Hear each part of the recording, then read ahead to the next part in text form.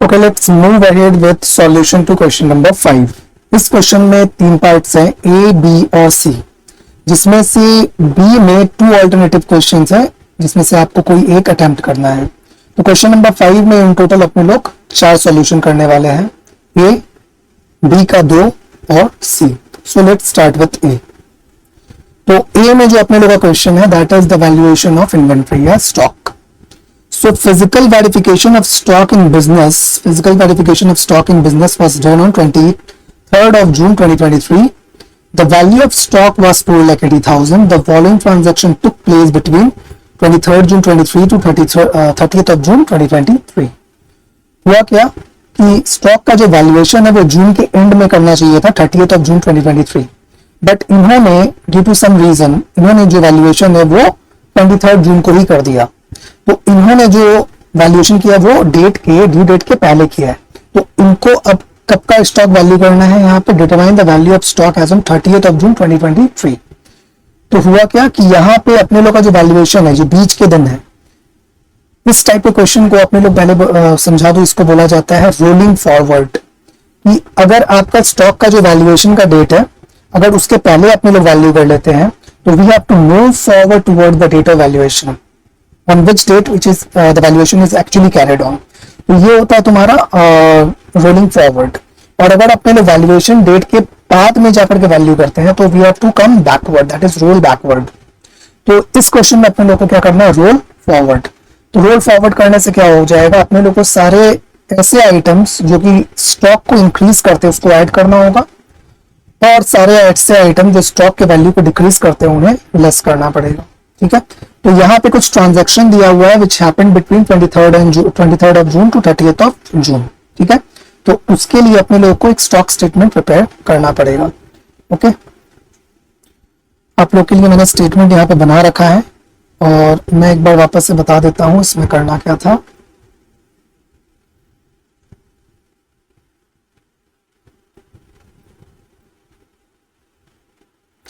तो ये था आपका 23rd of June 23 और ये है 30th of June 23। तो वैल्यूएशन इस डेट पे हो गया, खुद को चाहिए अपने लोगों को वैल्यूएशन इस डेट पे। तो during this particular time gap जो भी ट्रांजैक्शन हुआ है उसको अपने लोग को एडजस्ट करके इस पर्टिकुलर वैल्यू पे पहुंचना पड़ेगा। इस दिन का जो वैल्यू हुआ था उसका दिया हुआ अमाउंट 4,80,000 और यहाँ का वैल्यू अपने लोग को निकालना है। तो इधर का जो बीच का है अपने लोगों को ट्रांजैक्शन देख करके ऑटोमेटिकली वहां तक पहुंचना होगा। This type of transaction is known as roll forward. अपने लोग को टुवर्ड्स ड्यू डेट जाना है। Okay, so let's start with the question. सबसे पहले अपने लोग देख लेते हैं वैल्यू ऑफ स्टॉक क्या है, 4,80,000। तो अपने लोगों को यहाँ पे क्या लिखना होगा, अच्छा मैंने क्या बनाया, statement of stock as on 30th of June 23। तो यहाँ पे अपने लोग लिखेंगे value of stock as on 23rd of June 23 which is rupees 4,80,000। ठीक है, अब इसमें जैसा कि मैंने बोला कुछ आइटम्स को ऐड करना है और कुछ आइटम्स को लेस करना है ताकि अपने लोगों का वैल्यू ऑफ स्टॉक आ जाए as on 30th of June 2023। So let's move ahead with the transaction which took place between 23rd of June and 30th of June। पहला है out of the goods sent on consignment, goods at cost worth rupees 24,000 were unsold। ये cost का बात कर रहा है। कहने का मतलब है कि कभी कभी जो ट्रेडिंग ऑर्गेनाइजेशंस होते हैं वो अपने गुड्स को डायरेक्टली नहीं बेच के किसी कंसाइनी के थ्रू बेचते हैं, तो इसको बोलते हैं गुड्स सेंट ऑन कंसाइनमेंट। तो उनके पास जो स्टॉक रखा हुआ है जिसको उन्होंने अब तक नहीं बेचा वो मेरा ही स्टॉक है, वो उनका स्टॉक नहीं है। तो क्योंकि वो मेरे पास नहीं था तो मैंने उसे वैल्यूएशन ऑफ स्टॉक के दौरान, फिजिकल वेरिफिकेशन के दौरान उस स्टॉक को मैंने पिक नहीं किया बिकॉज वो मेरे गोडाउन में नहीं था, वो उसके गोडाउन में था। तो इस पर्टिकुलर कॉस्ट को अपने लोगों को ऐड करना पड़ेगा। तो यहां पे अपने लोग क्या बोल करके ऐड करेंगे, at value of, sorry not value, इसको अच्छे से लिखेंगे तो cost of unsold stock with the consignee, cost of unsold stock sent on consignment with the consignee, जो consignee के पास है, तो वो कितना है 24,000, तो इधर अपने लोग लिख देंगे 24,000। तो ये मेरा ये स्टॉक है, इसको ऐड बैक कर दिए। चलिए आगे बढ़ते हैं, ये हो गया। Next, purchase of 40,000 were made out of which goods worth ₹16,000 were delivered on 5th of July। अब इस पर्टिकुलर टाइम गैप के दौरान, मतलब 23rd of June से लेकर 30th of June के दौरान कुछ गुड्स का परचेज भी हुआ। अब फिजिकल वेरिफिकेशन तो पहले हो गया, तो गुड्स जब आया होगा तो उसको अपने लोगों ने स्टॉक में इंक्लूड नहीं किया, तो यहां पे बोल रहा है कि उस दौरान 40,000 का गुड्स अपने लोगों ने परचेज किया। चलिए ठीक है, लेकिन उसमें से सिर्फ 16,000 का गुड्स जिससे परचेज किए थे उन्होंने मेरे गोडाउन में डिलीवर किया, और बाद बाकी अभी भी रास्ते में है। ठीक है, तो मेरा जो ये 16,000 का गुड्स जो मेरे पास है अवेलेबल, और बाद बाकी 24,000 जो रास्ते में है, ये भी तो मेरा ही गुड्स है, तो इसको भी तो इसी दौरान मुझे क्या करना पड़ेगा, एड बैक करना पड़ेगा। तो वो चलिए इसको कैसे ऐड करेंगे समझते हैं। Purchase of goods during 23rd June 23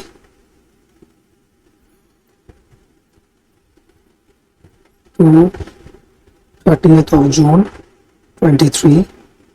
इसमें दो बातें हैं, गुड्स डिलीवर्ड और गुड्स इन ट्रांजिट। तो जो डिलीवर्ड हुआ है वो कितना है अपना 16,000, और जो ट्रांजिट में है वो 40,000 का टोटल परचेस माइनस 16,000 का जो डिलीवर हो गया है, यानी कि 24,000। तो अल्टीमेटली अपने लोगों को 40,000 पूरा ऐड करना है, बट एग्जाम में अपने लोग को इस तरह से दिखाना पड़ेगा कि कितने मुझे डिलीवर हो चुके हैं, मुझे मिल चुके हैं, और जितने ट्रांजिट में है। Okay, next. नाउ अब ये जो तीसरा और चौथा है, ये दोनों को अपने लोग को एक साथ पढ़ना होगा। This is about sales. तो sales were ₹1,36,000 which include goods worth ₹32,000 sent on approval basis. Total sales अपने लोगों ने कितना किया है इस पीरियड के दौरान, यानी कि 23rd of June से लेकर 30th of June के बीच में अपने लोगों ने टोटल सेल्स किया 1,36,000 का, जिसमें से 32,000 का जो सेल है वो the sales are the goods which are sent on approval basis, यानी कि मैंने अप्रूवल के लिए भी भेजा है, सामने वाला जब कस्टमर मुझे अप्रूव कर देगा तभी उसको मैं अपने सेल मानूंगा, अदरवाइज वो मेरा ही गुड्स है जो उसके पास है। Okay, now half of these goods were return before 30th of June 2023 but no information is available regarding the remaining goods. अब ये जो 32,000 गुड्स मैंने अप्रूवल बेसिस पे भेजा है, उसमें से 50% यानी कि हाफ ऑफ द गुड्स उन्होंने मुझे रिटर्न कर दिया, तो वेरी गुड। अगर रिटर्न कर दिया है तो वो मेरे कॉस्ट में वैसे भी इंक्लूड हो जाएगा, not the selling price, the cost price of the goods. और बाद बाकी जो रिमेनिंग गुड्स है जिसका मुझे अभी तक उन्होंने कोई भी इंफॉर्मेशन नहीं दिया है, वो गुड्स भी तो मेरा ही है, तो वो जो उनके पास पड़ा हुआ है वो मेरा ही गुड्स है, तो उसके भी कॉस्ट को अपने लोगों ने अपने कॉस्ट में इंक्लूड कर लेना था। Next, goods are sold at cost plus 25%।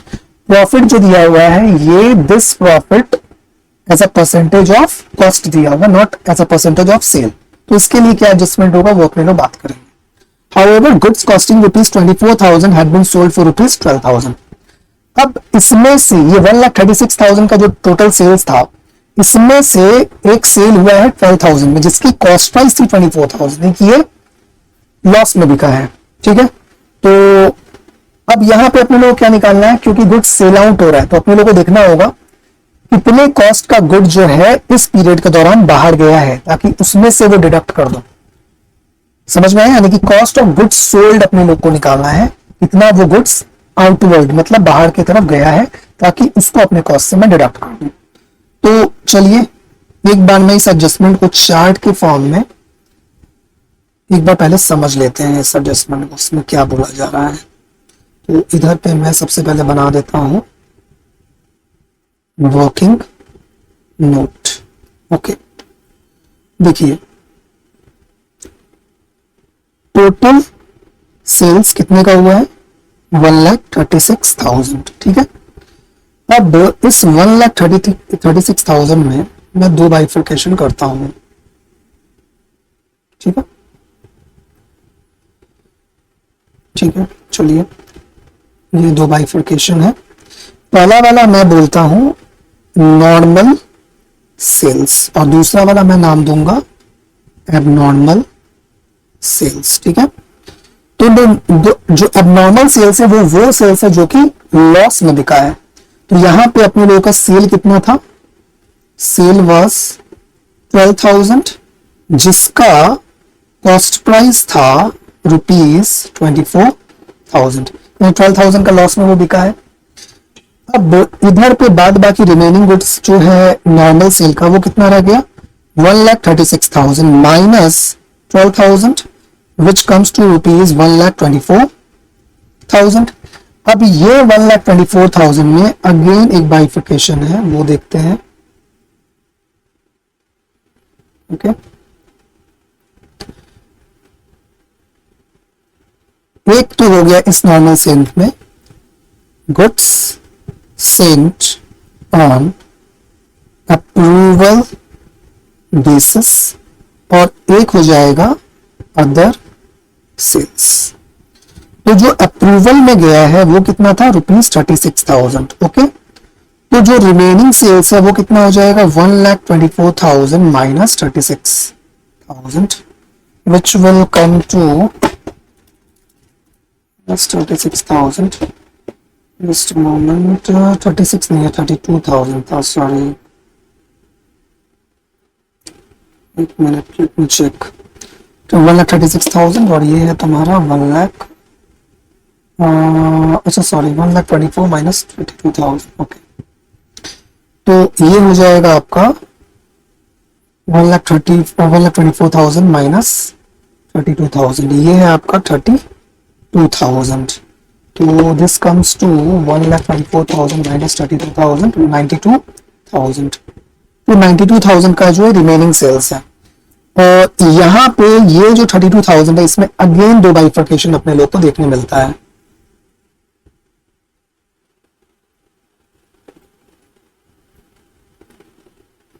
एक तो जब आपने अप्रूवल में बेचा तो कुछ गुड्स मुझे रिटर्न आ गया, तो गुड्स रिटर्न, और एक है आपका जो उन्होंने अब तक अप्रूव नहीं किया है, नॉट येट अप्रूव्ड। ठीक है, तो इसमें जो है आपका ये हाफ ऑफ 32,000 है विच कम्स टू 16,000 और अनदर हाफ यानी कि half of 32,000 that is again 16,000, ये अप्रूवल नहीं मिला है। ठीक है, अब अपने लोग क्या करते हैं, इन सबका एक बार कॉस्ट प्राइस निकालेंगे, लेकिन कॉस्ट प्राइस निकालने के पहले अपने लोग को ये देखना पड़ेगा कि अपने लोगों का यहाँ पे जो परसेंटेज ऑफ प्रॉफिट है that is given on cost, तो उसको ऑन सेलिंग प्राइस लाना पड़ेगा। तो 25% है। अपने लोग यहाँ पे एक छोटा सा नोट दे देते हैं, excuse me, since percent of profit on cost price is equals 25%, that is 1/4। Okay, तो percent of profit on sale price क्या रहेगा बताइए? 1 बाई कॉस्ट प्लस प्रॉफिट यानी कि sale price into 100 which comes to 20%। तो 20% on selling price है, यानी कि सेलिंग प्राइस का जो 20% है दैट इज माई प्रॉफिट। तो कॉस्ट क्या हो जाएगा उसका? 80%। सेलिंग प्राइस का 80% इज कॉस्ट। तो अपने लोगों को बेसिकली यहाँ पे कॉस्ट निकालना है, तो कैसे निकालेंगे? Cost price is equals to 16,000 का 80% यानी कि 0.8 which comes to 12,800। ओके, और यहाँ पे कॉस्ट प्राइस क्या हो जाएगा? 16,000 into 0.8 अगेन 12,800। ओके, और इधर पे कॉस्ट प्राइस क्या हो जाएगा? 92,000 into 0.8 तो 73,600। ओके, तो देखिए मैंने अपने टोटल सेल्स को इन टोटल 4 पार्ट्स में डिवाइड कर दिया था। एक good Saint on approval basis, लेकिन जो रिटर्न हो गया ये पहला, जिसका कॉस्ट कितना है? 12,800। यानी कि कॉस्ट ऑफ गुड्स सोल्ड जब अपने लोग निकालेंगे तो क्या यहाँ पे मेरा 12,800 का कोई रोल है? नहीं, ये तो अंदर का अंदर ही रह गया, इसको छूने की जरूरत नहीं है। दूसरा चीज है कि आपने अप्रूवल पे बेचा लेकिन उसका अप्रूवल अभी तक नहीं मिला, तो वो भी तो मेरा ही स्टॉक है, यानी कि वो भी सेल आउट नहीं हुआ है, वो भी बाहर नहीं गया है, तो इसके लिए भी कोई एडजस्टमेंट अभी तक फिलहाल मुझे नहीं दिख रहा है, यानी कि एड बैक नहीं होगा क्योंकि ये बाहर गया ही नहीं, तो मैं उसे ऐड भी नहीं करूंगा। तो बाहर अल्टीमेटली गया ये दोनों, ये बाद बाकी सेल्स और ये वाला सेल्स। तो इसका कॉस्ट प्राइस कितना बनता है? 73,600 प्लस 24,000, बिकॉज वो लॉस में बिका था। तो 97,600 का गुड्स अल्टीमेटली यही मेरा कम हुआ है, that is the cost of good sold. Okay, just a moment. Okay, तो ये 97,600 को अपने लोग क्या करना पड़ेगा, कॉस्ट ऑफ गुड्स सोल्ड बोल करके वहां पे नेट अमाउंट ऐड कर देंगे। ठीक है, तो इसको एग्जाम में अपने लोग जो है कैसे दिखाएंगे, मैं उसका एक स्टेटमेंट बना के दिखा देता हूं। ओके, तो सबसे पहले अपने लोगों को यहाँ पे एक स्टेटमेंट के लिए, सॉरी जस्ट अ मोमेंट, मैं एक बार परफॉर्मा बना लेता हूँ इसका। ओके, देखिए मैंने एक स्टेटमेंट बनाया है कुछ इस तरह से, calculation of cost of goods sold COGS on net basis, particulars, abnormal sales, normal sales and total sales, ये 3 कॉलम है। अब अपने लोग को एक एक करके यहाँ पे लिखना है। सबसे पहले ये बताइए कि सेल्स में अपने लोग का जो एबनॉर्मल सेलिंग प्राइस था, इनकी सेल्स हुआ था, वो कितने का हुआ था? 12,000। ठीक है, अगर ऊपर चार्ट अपने लोग देखे तो समझ में आ जाएगा, ये 12,000 है आपका और बाद बाकी रिमेनिंग सेल्स है 24,000, तो यहाँ आ जाएगा 1,24,000। तो इन टोटल 1,36,000 का अपना सेल था। ओके, अब इसमें से अपने लोग क्या करेंगे, लेस प्रॉफिट या लॉस विद इन ब्रैकेट, जो कि आने वाला है बैलेंसिंग फिगर। ओके, तो ये बैलेंसिंग फिगर बेसिकली आने वाला है, तो इससे अपने लोग ऐसे कर देते हैं। अच्छा ठीक है, बैलेंसिंग फिगर इधर नहीं लिखते हैं, बेटर होगा बैलेंसिंग फिगर दूसरी जगह लिखें। इसके बाद यहां पे आ जाएगा कॉस्ट ऑफ गुड्स सोल्ड, ये आ जाएगा आपका ग्रॉस वैल्यू,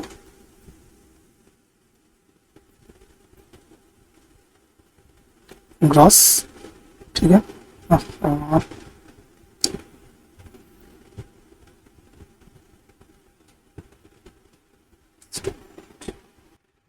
ओके।